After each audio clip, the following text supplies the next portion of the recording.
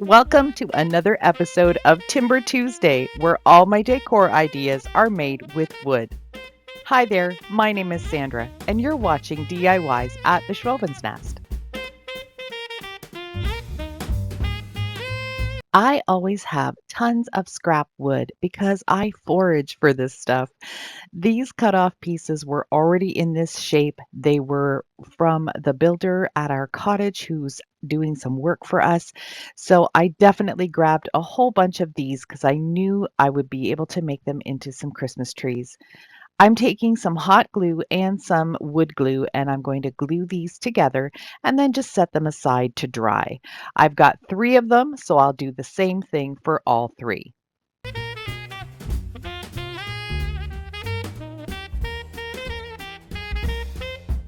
Instead of painting these, I decided to give them some stain.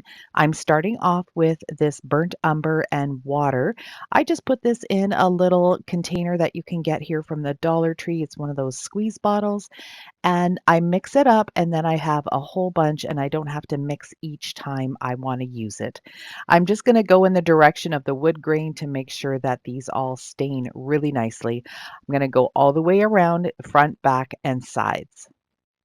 For the next tree, I'm going to use a hunter green acrylic paint and I'm mixing it with 2 parts water to 1 part paint and just stirring it up really well and you've got yourself a stain. With the green, I'm going to have to kind of go over it a few times just to make sure that I get the color that I want. It turns out really nice when you first put it on, but then it does lighten up a little bit. Rather than adding some more paint, I just added a little bit more of the stain to each side. Another way you can do a stain really easily is just by spritzing some water onto your wood and then dipping your paintbrush directly into the paint that's not thinned down at all. And then when you brush it on, you do get a stain effect. I put a little bit too much water on this first one, but I was able to just pull that around the sides and give this a beautiful whitewashed stain look. I had some larger birch logs that I cut into some tree trunks, gave each of the trees one of them a little bit different sizes, and now I'm just going to add a simple embellishment to the top of each of the tree.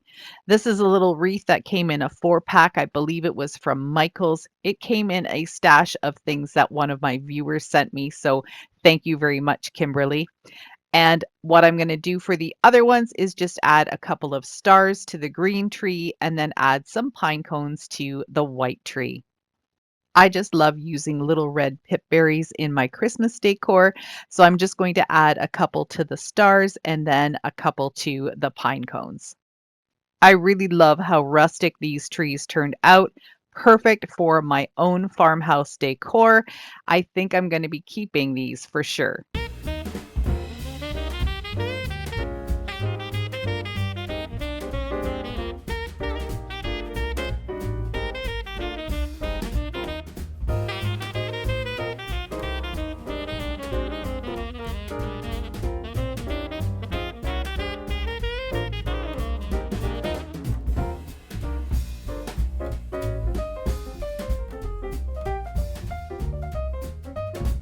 I'd like to take a moment to thank all of my current subscribers and my new subscribers. I am really close to my goal of 40,000 subscribers by the end of 2022, and I think almost about 300 away.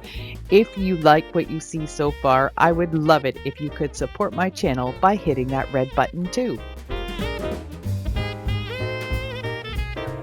Project number 2 is working with these wood frames. I have a matching pair, and this first one I'm going to be painting it with a couple of coats of cocoa bean chalk paint by Rust-Oleum. I wanted this to have a deep brown color because what I want to do with this one is distress it because it's got a lot of little ridges and bumps, and I think it will look really great. The second frame I'm going to paint with a couple of coats of black paint because I'm doing a little bit of a different design in each of them. Okay, so next I'm going to apply a glue stick to the original backing of the frame. I printed off this green and white buffalo check and I'm going to just glue that right on top. I like to put things on backwards this way so I can see where the print is going to start and end. What I'm doing now is just taking my knife and trimming off any of the excess paper. I took this wood paper to my Cricut and I cut out a Christmas tree shape. And I'm going to be gluing that right on top of the white and green buffalo check. And I think this is going to turn out amazing. I really love the look of it so far. Again, I'm just using a glue stick because it's going to be behind the glass and it will be held in place really well. I used my craft knife one more time to trim off any of the excess paper. I cleaned the original glass really well, put it back in the frame, and now I'm just going to use hot glue and put a bead all the way along the edge, making sure that it has contact with both the glass and the wood. Then I'd simply put the picture inside the frame, and I'm going to do the same thing. I'm going to take my glue gun and just put a bead all the way around, making sure that it has contact with the cardboard as well as the wood. And that will keep it really secure. I finished off by painting the back of the frame as well once the glue was dry, just so you wouldn't see any of the lighter wood color when you hang it up.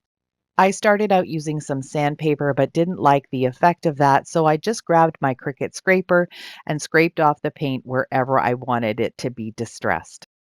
I used the same technique on the black frame, just using some different colors, and I think both of these frames turned out absolutely gorgeous. I think I'm going to be keeping these and displaying them in my home for the Christmas season.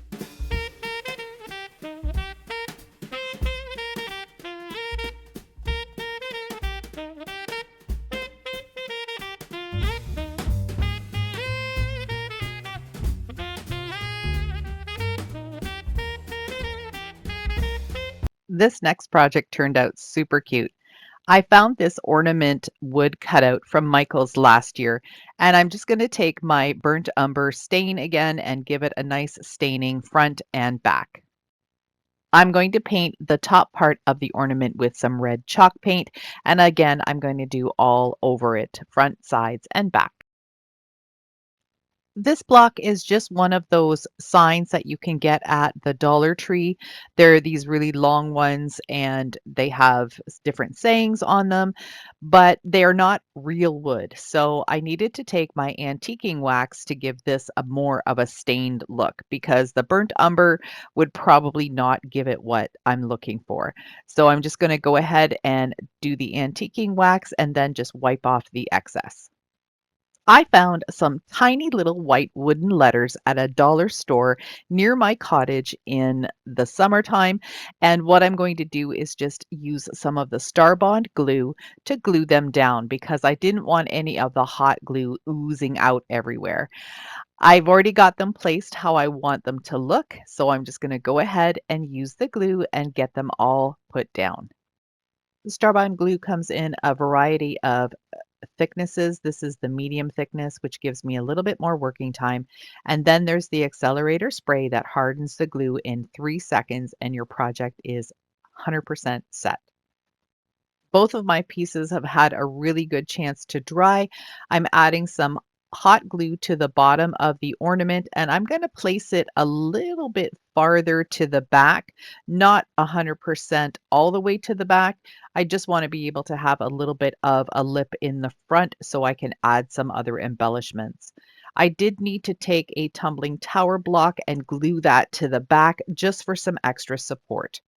I have a little bit of this red and white butcher's twine from the Dollar Tree left over.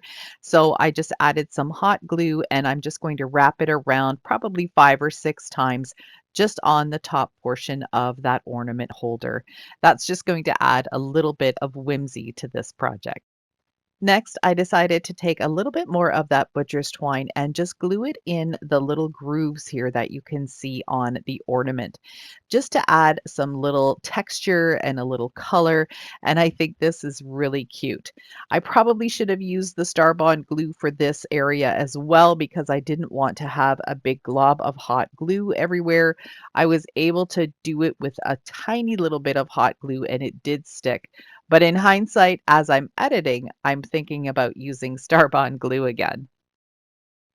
I got a new pack of bottle brush trees that I found on Amazon, really inexpensive and bunch of different sizes. So I'm going to take these trees. I've got two sizes from this new pack, and then I'm going to use a couple of them from the Dollar Tree. They have the gold bases, but I'm okay with that. It still looks fairly similar. So I'm just going to be adding some of these little trees along the front. Then I decided to grab two of these little cutout reindeer, and I'm going to glue those on as well. I'll have the link to the bottle brush trees down in my description box. I think I'm going to be grabbing myself another box of them too.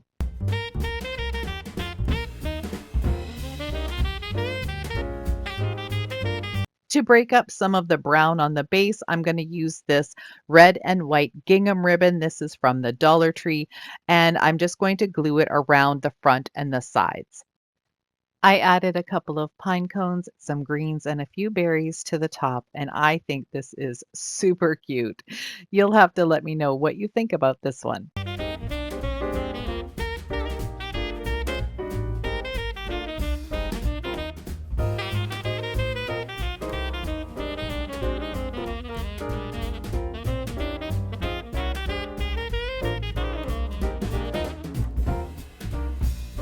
This year, I'm going to be making myself some brand new farmhouse rustic wood ornaments, and I'm going to take you along for the ride. For these two, I'm using some cutout wooden stars. I believe I got these at Michael's as well because they came in a pack of 5. I've got some gingham napkins here that are black and white. I grabbed those at the Dollar Tree last year and I've been using them every once in a while. So I'm going to just use the glue stick and add these napkins to the stars. I trimmed off the excess paper and now I'm just using some sandpaper to clean up the edges. I'm using these really cool nippers to trim off the little star at the top of these Christmas trees. They were part of a Garland pack and came with a string, but I don't want to use any of that, so I'm just going to create a nice little point at the top of the tree. Now I'm just going to take some of that leftover green stain that I made for my first project and I'm going to give them a nice coat. I wanted to create a layered effect on these stars, so I'll be gluing the Christmas tree right on top of the star, and then I'll be taking some more of these little reindeer cutouts and gluing those on top of the tree. I just think this layered look just makes everything look a little bit more high end. For the hanger, I'm taking 3 different size of beads and then some of the thin twine that you can get at the Dollar Tree in the automotive section. I think it comes 3 to a pack. Anyway, I'm going to fold the twine in half and create a loop at the top. And this is what I'm going to start feeding through the beads. The largest one at the bottom, the medium, and then the small. And I'm not going to pull it all the way to the end because of course then they're going to fall out.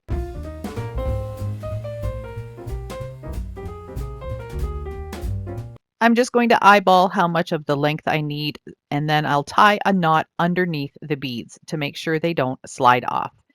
Then I'm going to just push the deep beads all the way down to the end of the knot, and that will become my hanger.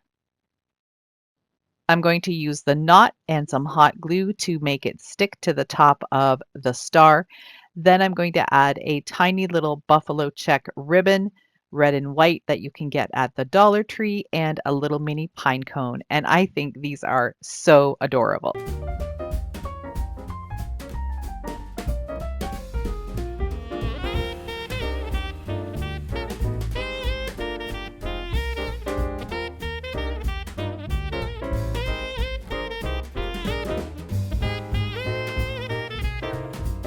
For this project, I'm using some Dollar Tree supplies. I've got an artist panel. I'm using 2 packages of their little mini canvases and some of the Christmas trees. So what I'm going to do is create a lantern with some Christmas tree cutouts.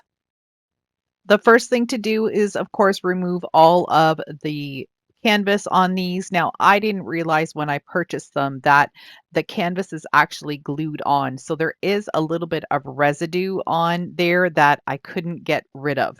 I tried sanding it down, but it was just too gummy. So there is a little bit of extra texture there that I wasn't expecting, but I think it still turned out to be a pretty good project. The little frames fit in here perfectly. There is a little corner on each end, but that's okay. I think it adds to the texture of this lantern. All I did was put some hot glue on the side that I wanted to attach to the artist panel and also on the bottom. Then once these were all in place, I did take some extra hot glue and just glued the two edges together in each corner just to make it a little sturdier. I put the hot glue on the inside, just reaching about halfway down, and then I just held the two corners together until the glue had a chance to set. These little Christmas trees were part of a project from last year, so I'm going to reuse them for this year. I'm just drawing a plain tree shape on the inside of all of the trees, and then I'm going to use my rotary tool to cut out the inside. Now, you have to be careful with these rotary tools because they can slip. So do as I say and not as I do. You might want to be able to clamp it down if you can. I think my fingers are just a little too close to that blade, but I was really careful and took my time doing it, and that really makes a big difference. I made sure to sand down any rough edges, and now I'm going to paint the trees with this sage green chalk paint. I'm going to make sure I get all of the edges, the inside and the back, because you will be able to see everything. Then I'm going to take some of my silver acrylic paint and just repaint the stars.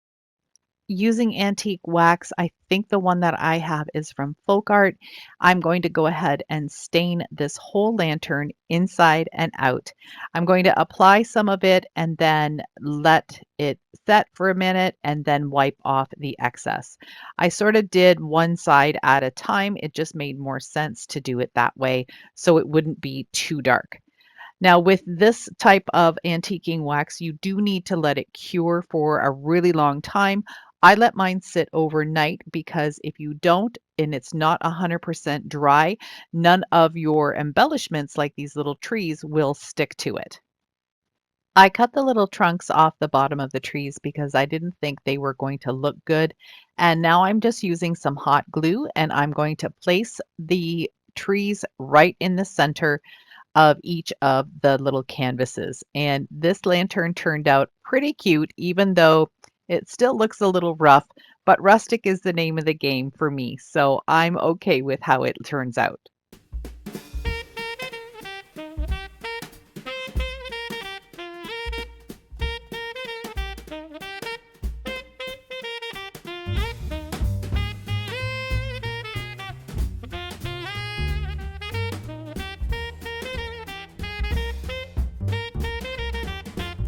I really hope you enjoyed my Timber Tuesday Christmas edition projects and got some inspiration to work with wood a little bit yourself.